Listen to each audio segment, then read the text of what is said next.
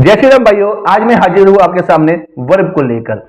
इसके पिछले वाले वीडियो में हमने नाउन को समझा, प्रनाउन को समझा। आज हम समझेंगे वर्ब के बारे में। मैं भगवत सिंह आप सबका स्वागत करता हूं अपनी इंग्लिश की मास्टर क्लास में, जहां पर हम इंग्लिश पढ़ रहे हैं ग्रामर बेसिक से एडवांस लेवल तक की।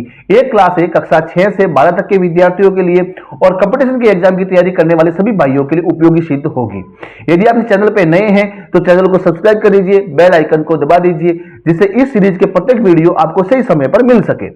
हाँ, यह वीडियो शुरू करने से पहले आपको क्या करना है, एक कॉपी लेनी है और पेन लेनी है। हमको वर्ब को बड़ी इजीली समझना है, क्योंकि मैंने पहले ही आपको जब क्लासेस शुरू की थी आपसे मैंने वादा किया था कि हम यहाँ पे हम नियमों का रट्टा नहीं मारेंगे, रूल्स का रट्टा नहीं मारेंगे। हम यहाँ पर खेल खेल में इंग्लिश ग्रामर सीखेंगे, उसका उपयोग करके सीखेंगे, उसको उसके बेसिक से ग्रामर को समझेंगे। तो इस बात को समझना है, आपको कॉपी रखनी है, पेन रखनी है, क्योंकि वीडियो बार बार नहीं देख सकते। हम क्या करेंगे, हम साथ में नोट्स बनाएंगे, उसको लिखेंगे, फिर अपने स्तर पर उसको और दूसरे वाक्य में प्रयोग करके सीखेंगे। थोड़ा मैं आधा काम मैं कर रहा हूं, आधा काम आपको भी करना है। मैं आपको सिखा रहा हूं, आपको उसकी प्रैक्टिस करनी है एग्जाम्पल से। तो शुरुआत करते हैं हम हमारा वर्ब पॉइंट। आप इस चैनल पर नए हैं तो चैनल को सब्सक्राइब कर दीजिएगा, बेल आइकन दबा दीजिएगा। तो चलते हैं वर्ब की ओर। पहला प्रश्न बनता है वर्ब होता क्या है। तो परिभाषा मैंने यहाँ पे इंग्लिश में और हिंदी में दोनों में लिखी है, आप स्लाइड में देख सकते होंगे।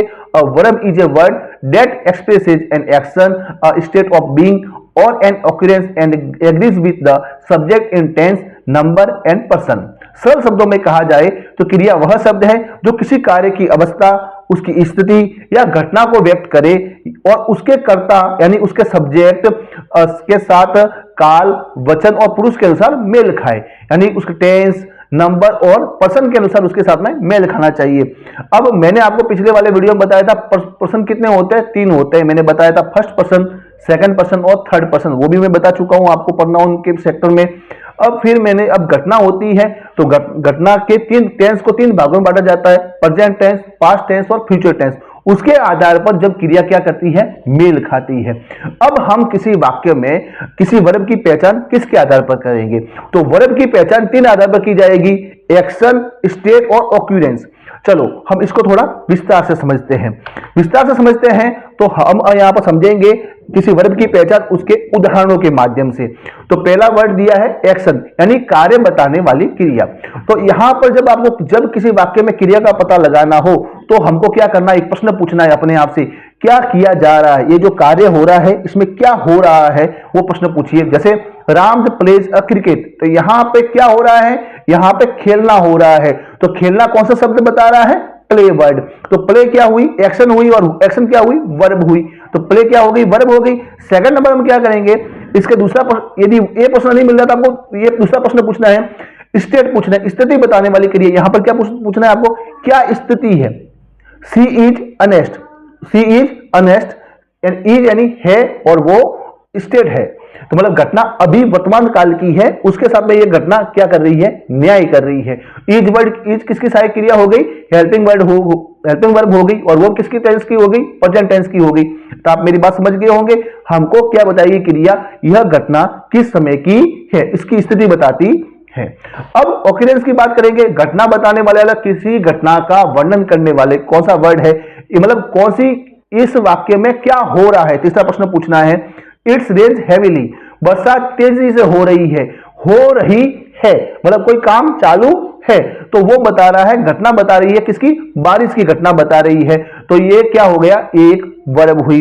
अब चलते हैं, अब वर्ब को हम कितने भागों में बांट सकते हैं, तो वर्ब को हम मुख्य तौर पर 5 भागों में बांट सकते हैं। हाँ, वर्ब को डिटेल से पढ़ना होगा तो वर्ब को हमको अलग अलग प्रकार से करके पढ़ना होगा, क्योंकि हमने वर्ब सिंपल भाषा में पढ़ के हम आगे बढ़े हुए हैं, वैसा नहीं चलता। जब हम डिटेल से पढ़ेंगे तभी हम वर्ब को समझ पाएंगे और परीक्षा में आने वाले प्रश्नों को सही जवाब देकर हम अपने अंक हासिल कर पाएंगे। हमको वहां पे ऑब्जेक्टिव जो क्वेश्चन होते हैं वहां पर हमको क्या करना पड़ता है, सही विकल्प को चुनना होता है और हमको OMR सीट में भरना होता है। इस बात को समझिएगा। तो हमको पूरा हर चीज पूरे शांति से डिटेल से पढ़नी है, भागम भागी नहीं करनी है कि यह वीडियो पूरा करना है कि मुझे अभी का अभी पूरा खत्म कर दूं, नहीं। शांति से समझना है। एक बार समझ लिया फिर उसके बाद में और दूसरी पुस्तकों से हम तैयारी कर सकते हैं। तो वर्ब मुख्य रूप से 5 प्रकार से उसके आधार पर उसको विभाजित कर सकते हैं। पहला है फंक्शन के आधार पर, अर्थात वर्ब क्या काम करती है उसके आधार पर।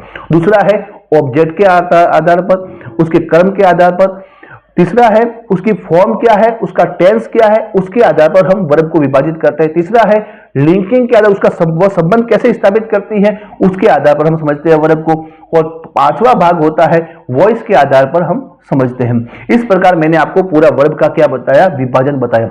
अब आगे आने वाले वीडियो में मैं ये जो पांचों भाग बताए हैं मैंने, इसको मैं विस्तार पूर्वक समझाऊंगा। हाँ, आपको आना जरूर है, इसी नोट्स को आगे बढ़ाना जरूर है, आपको समझना। जब आपने इस पूरे वीडियो को एक बार आपने समझ लिया, इस सीरीज को पूरा समझ लिया, तो आपको जिंदगी में कभी वर्ब की प्रॉब्लम नहीं होगी, ये मेरा आपसे वादा है।